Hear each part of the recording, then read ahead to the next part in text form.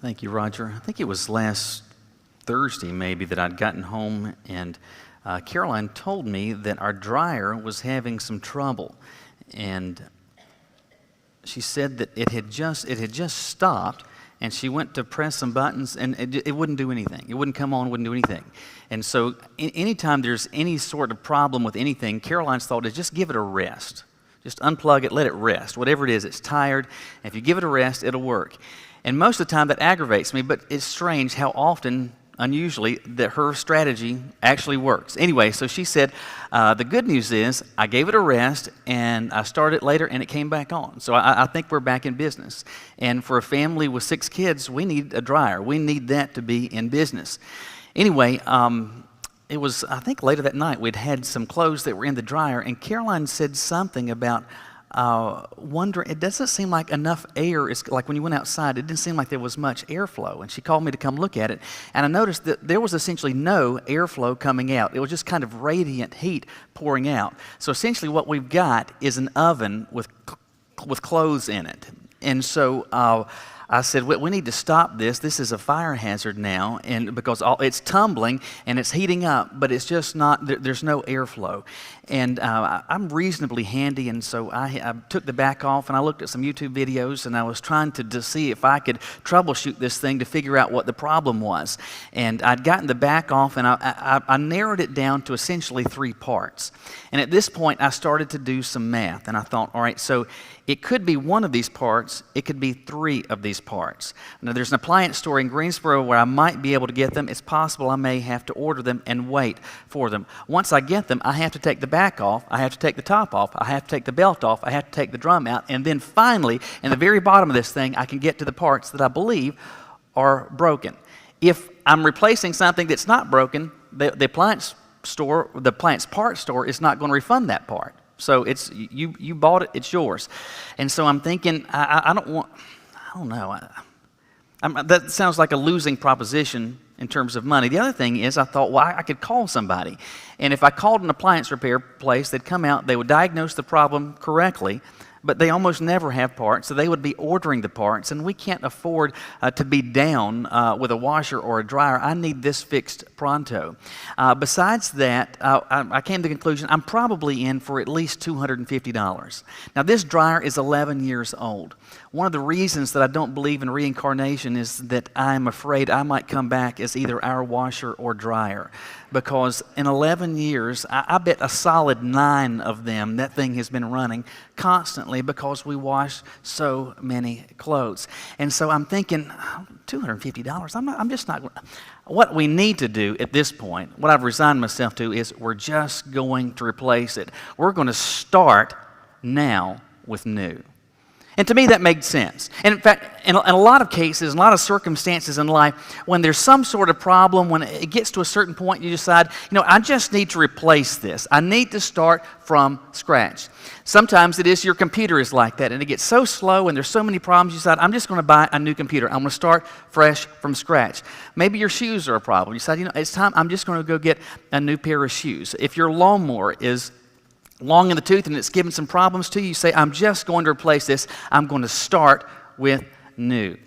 And we can do that with a whole slew of things in life, but one of the things that we can't do that with is personal relationships.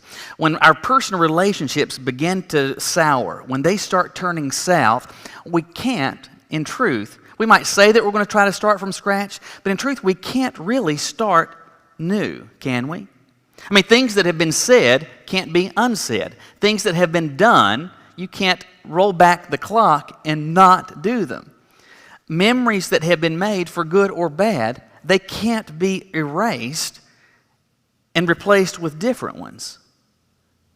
And that's not just true, generally speaking, with human relationships. It's also true specifically with family relationships.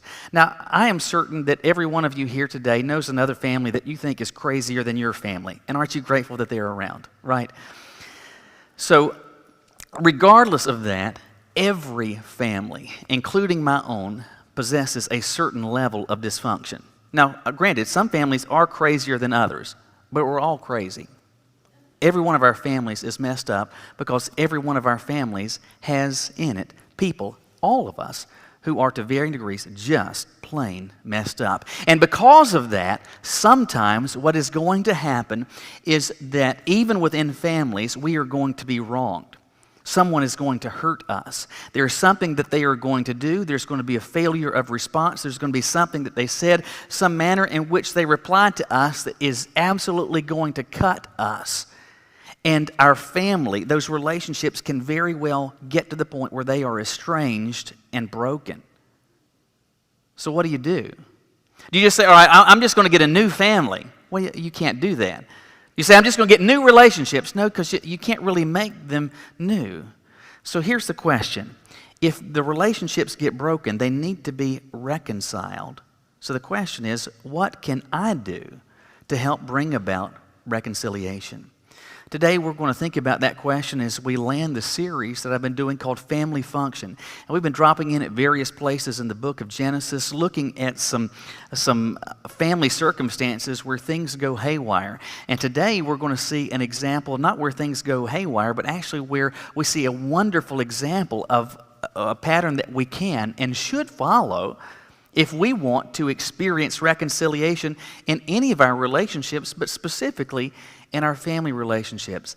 What can we do? Look with me in your Bibles to Genesis chapter 45. Genesis 45, we read, starting in verse 1, Joseph could no longer keep his composure in front of all his attendants. So he called out, "Send everyone away from me."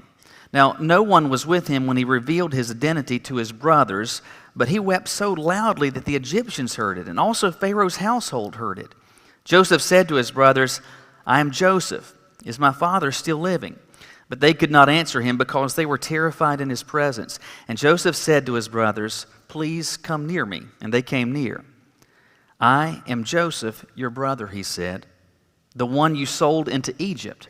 And now don't be grieved or angry with yourselves for selling me here, because God sent me ahead of you to preserve life. The famine has been in the land these 2 years, and there will be 5 more years without plowing or harvesting. God sent me ahead of you to establish you as a remnant within the land and to keep you alive by a great deliverance. Therefore, it was not you who sent me here, but God.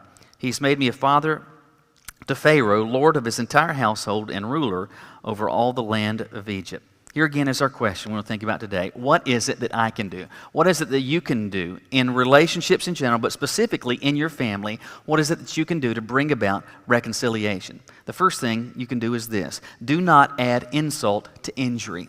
Do not add insult to injury. Since we last left Joseph, a lot has happened. We talked about how there was this man named Jacob who had 12 sons, and number 11 was Joseph. And he demonstrated, without question, just off the charts favoritism. You remember we talked about the coat of many colors, and the favoritism was such that it caused his brothers to absolutely hate him. They could not, Genesis tells us, they could not even speak peaceably to him. And so at first they decided, we're just going to kill him. We're just going to kill him. That'll be one way to get rid of our problem, just kill him. But then they decided, no, we're not going to do that. Instead, what we will do is we'll get something for our misery of dealing with him. We'll sell him to slave traders. So they're going to sell their own flesh and blood, their own brother, to slave traders. And that's exactly what they do. And what happens, and I would encourage you, if you've never read these stories or it's been some time, I would encourage you, the whole second half of Genesis contains the stories of Joseph and all the twists and turns. And these are wonderful stories and wonderful descriptions of the ways in which God is able to work and all the harrowing things that Joseph goes through. But in short, Joseph winds up as a slave in Egypt. And there's a whole lot of stuff that he goes through, among them being falsely accused of sexual assault, winding up in prison. But now at this point, he's essentially the prime minister of Egypt. He's number 2. The only person that he doesn't answer to is the Pharaoh himself. And what God has done is to give Joseph the ability, among other things, to interpret dreams. And there was this dream the Pharaoh had that he was puzzled by, and Joseph reveals this dream means that a famine, a 7-year famine, is coming. And we need to prepare for it. And because he did this, it led the nation of Egypt, compared to all their neighbors, they were prepared. They were able to not simply get by, but survive and thrive when people around them, including Joseph's family back at home, while they are actively starving to death. And so being aware that Egypt has food, Joseph's brothers head to Egypt.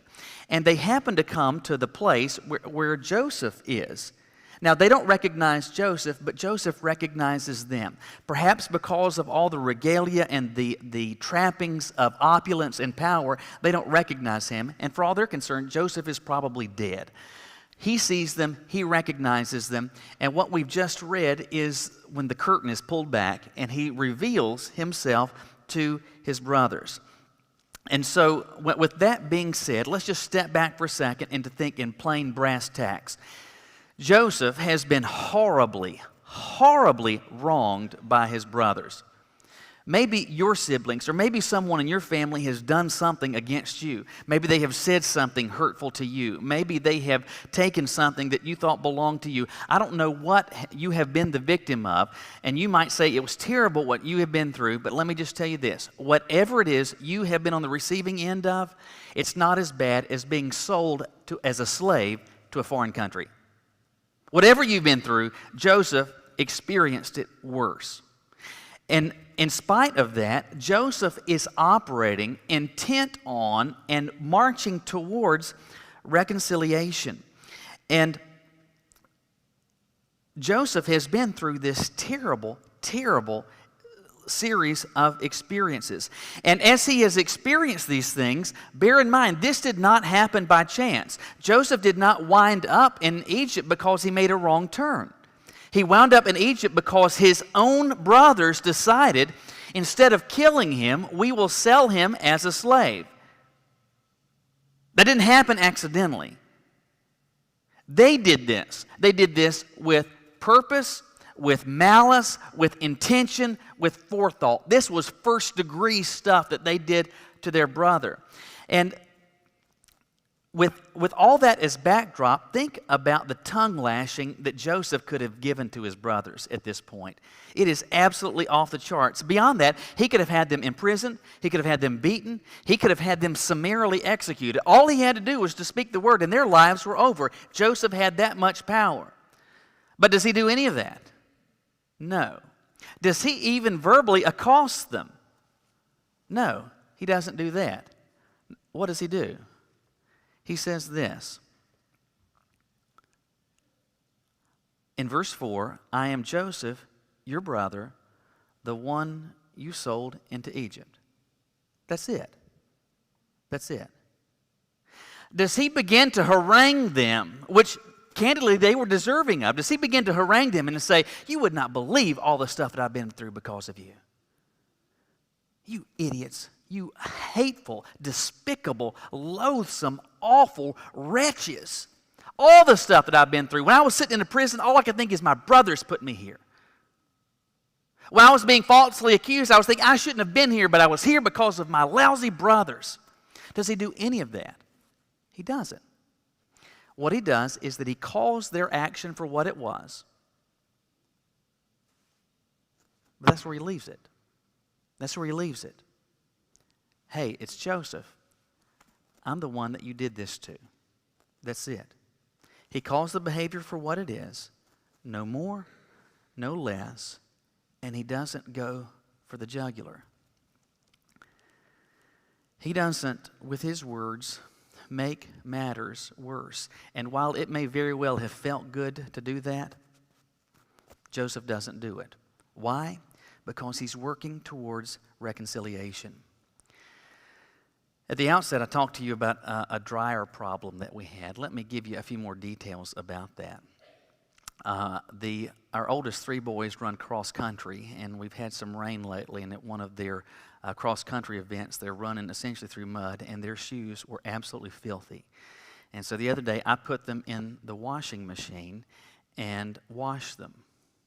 And then I left to go to church. And when Caroline tells me later the dryer isn't working, she says, I put the shoes in the dryer.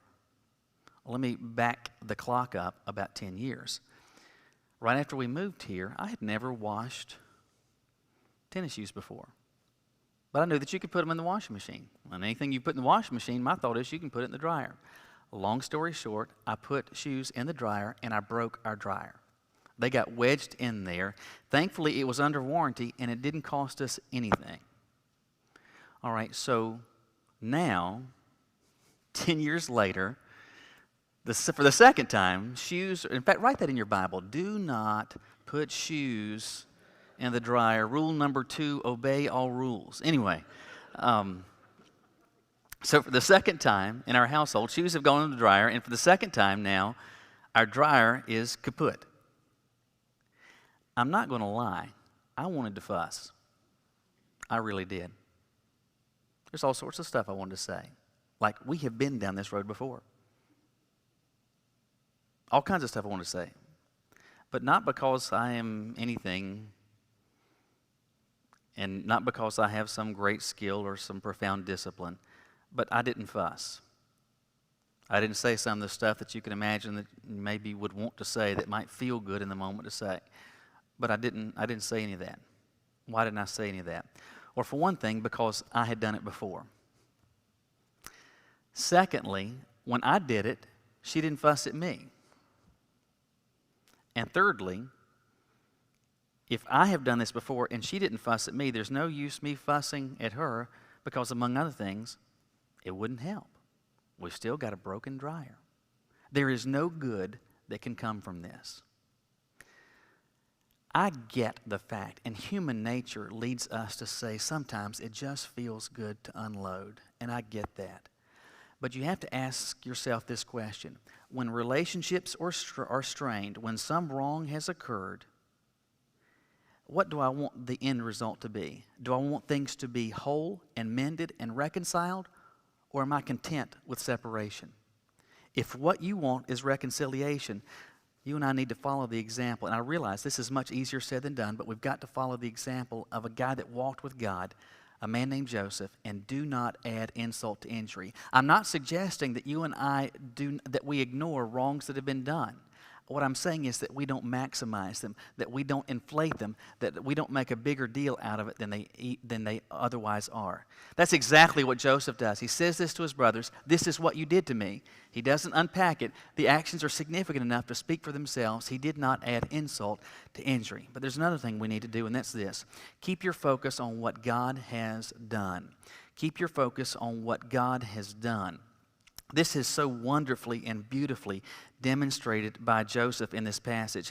He knows, without question, what his brothers did. He's not fuzzy in his mind about what did they. No, he knows exactly what they did. He remembers what it was like to sit in that pit and to hear them talk about murdering him, only to intentionally, deliberately, with malice and forethought, sell him to slave traders. He knows what is done. But how, at this point, is he viewing their actions? He is viewing their actions through the lens of what can best be described as providence. As providence. You know, every once in a while, that's a word that we hear or is floated around. But what exactly is providence? In short, providence is the direct activity of God. So when we're talking about providence, we're talking about what God is actively doing. Let me give an example. It could be that you would have said, or you could have heard someone say, "Man, that was so close. I was driving and this car ran a red light, almost T-boned me, but I was so lucky. I just barely got by them. I was so lucky." Hearing that, you may say, you know what, that wasn't luck, that was providence. That was God actively working to spare you what otherwise could have been real harm. That was providence. That was God at work. What is Joseph doing, and how is he describing these actions and looking at what his brothers have done?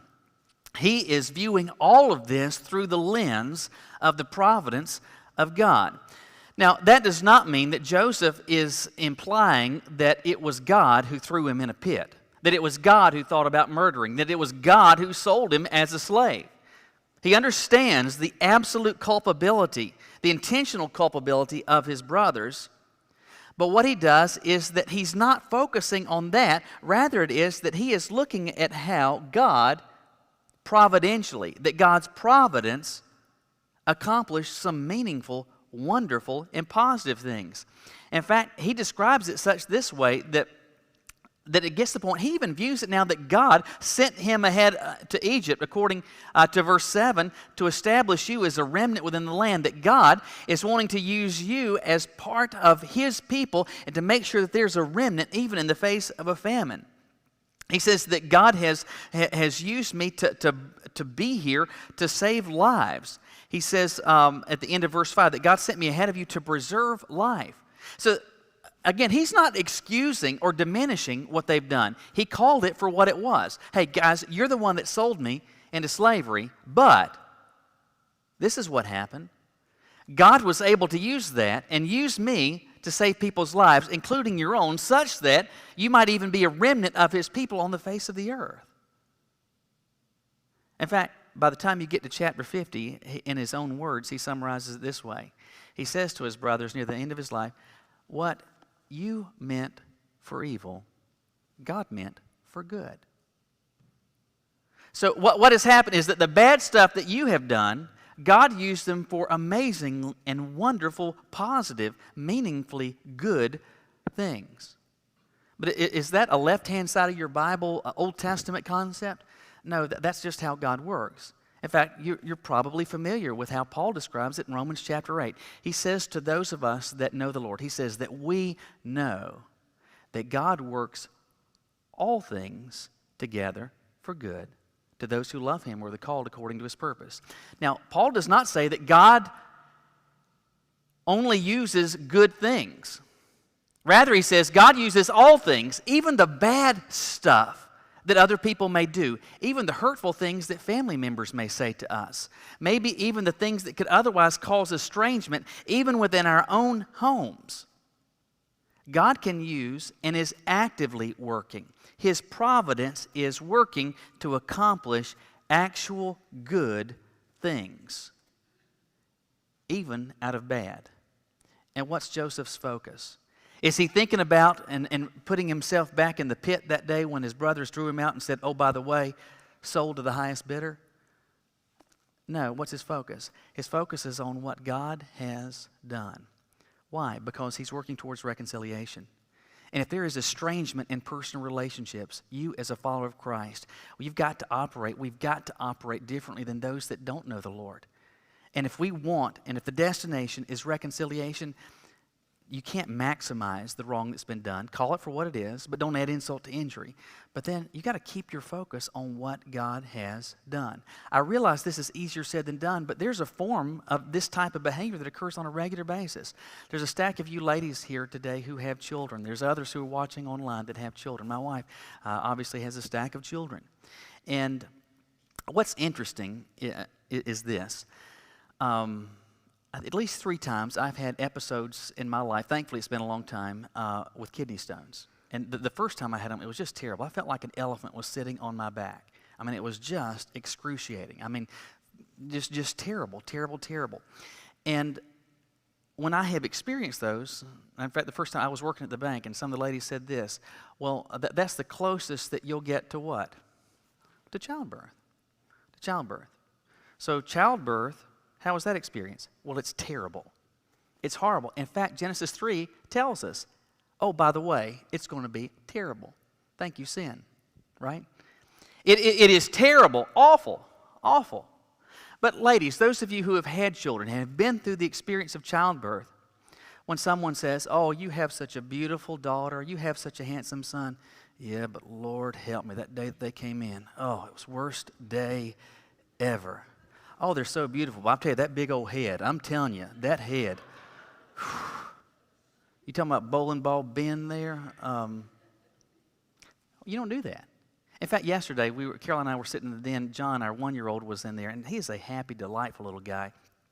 And we were talking about, I mean, not even about childbirth at this point, but a number of our kids have been bad spitter-uppers, but John was just terrible. I mean, he was like a spitting-up machine. And we're talking about that. Man, aren't you glad that we're beyond that? And Caroline said, you know, I'd almost forgotten about that. Isn't it amazing, all of these horrible things, that what happens? You intentionally put them out of your mind. You don't focus on those things. Instead, you focus on what is actually good. If, and I'm telling you, we are all going to experience this. Why? Because all of our families are crazy. Why? Because all of our families are made of crazy people, just like me and just like you. And there's going to be trouble in paradise. There just is. And there's going to be hurtful feelings, and there's going to be things that are said, and there's going to be division. And unfortunately, that's a reality, but reconciliation can occur. But for you, as a follower of Jesus, you're going to have to work towards it. And one of the ways you can do that is to keep your focus on what God has done. Because God has been actively even using hurtful things to accomplish good purposes. Focus on that. It's the last thing that we need to do, and that's this. Build the bridges you want to see crossed. Build the bridges you want to see crossed. After having revealed himself to his brothers, he addresses what they did, but he focuses on what God has done. And starting in verse 9, he gives them some instruction. He says, I want you to return quickly to my father and tell them this is what your son... I want you to go back and tell Dad what's going on. And that God has made me Lord of all Egypt. Come down to me without delay. You can settle in the land of Goshen. Be near me, your children, your grandchildren, your flocks, your herds, and all that you have. He says in verse 11, there I will sustain you. And this is not a promise simply to his father, but to all of his brothers. For there will be 5 more years of famine. Otherwise, everyone's going to become destitute. And verse 14 says that Joseph threw his arms around his brother Benjamin and wept, and Benjamin wept on his shoulder. Joseph kissed each of his brothers as he wept, and afterwards his brothers talked to him. Remember the last time we heard about Joseph and his brothers talking, it says they couldn't even speak peaceably to him. But now they can. Why? Because reconciliation has occurred. How did reconciliation occur? Because Joseph built the bridge.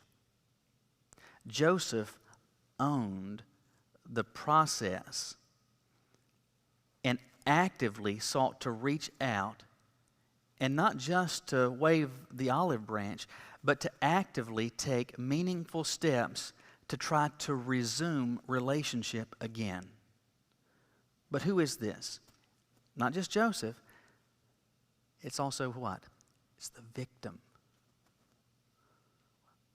Wait a minute.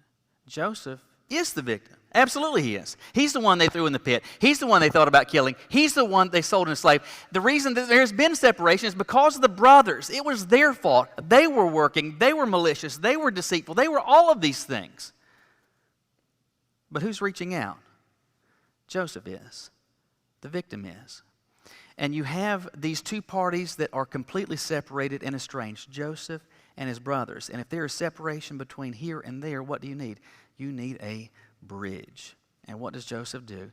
He builds the bridge that he wants crossed. Why? Because he's working towards reconciliation. Hearing that, you may say, I don't like that at all. I mean, Joseph is the victim. They should be bowing down and kissing his ring, kissing his feet. They have been so terrible to him, but he is reaching out to them. He is embracing them. He is offering to provide for them. How in the world is it?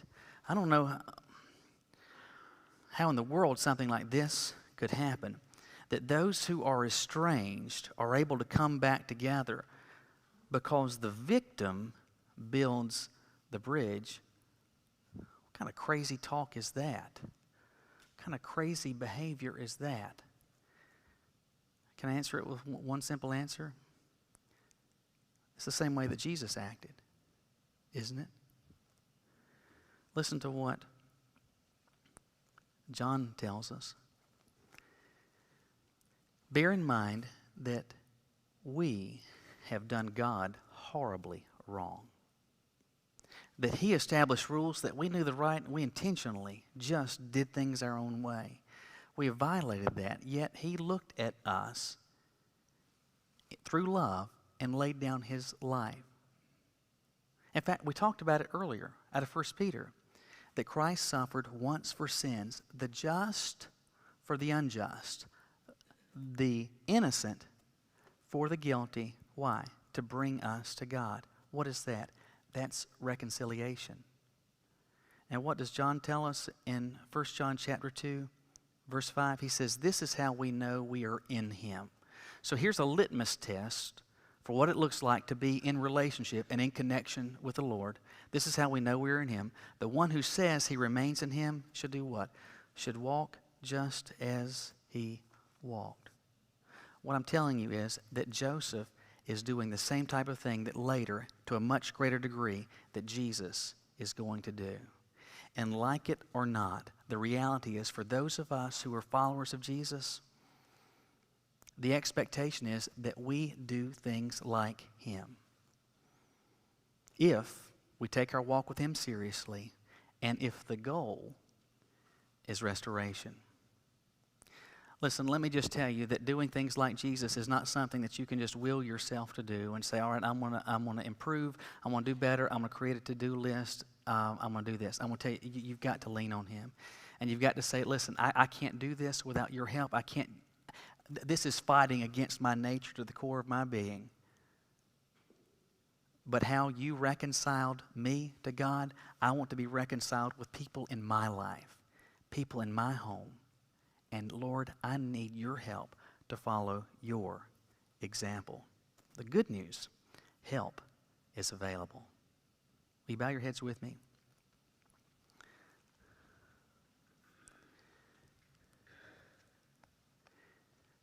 At various points in the service, we've talked about having a personal relationship with God. We've talked about how it is that God in Christ has taken the initiative to make it possible for us to know and walk with him. And whether you are here in person or you're online, let me just ask you very simply, do you know you have that? If not, will you respond to that unease? To that question that you're having, that you're struggling with inside? And listen, we want to help you as a church. If you're here after the service, I would love to spend as much time as you would want to help settle that. If you're watching online, reach out to us. Call us, 292-8672. Reach us, info@gatecitybaptist.org. We will reach out to you because Jesus has reached out to you. But if you've already crossed that line and you're in God's family and you know that, that's wonderful. That doesn't mean that your family, even if it's comprised of other followers of Jesus, is perfect. Because we're still a bunch of screw-ups. Estrangement happens. Hurt occurs. But the good news is that reconciliation is always possible, and you can be, and God expects you to be part of the process. He's given us a great example. He's revealed to us truths that he wants us to take seriously, but it supersedes our own individual ability to do this. So we need to ask for help. Do you need to just ask the Lord for that help today? As Karen is playing, I just want to give you a few moments just to talk to the Lord and say, God, this is what's going on. I want to pray for my family. I want to pray that reconciliation becomes a reality. I want you to help me to follow your example, to take the initiative, to own this. Maybe you just want to come and kneel at this altar. You can do that. But however God's speaking to you, he's inviting you to respond, and my hope is that you will. As she plays, you just talk to the Lord.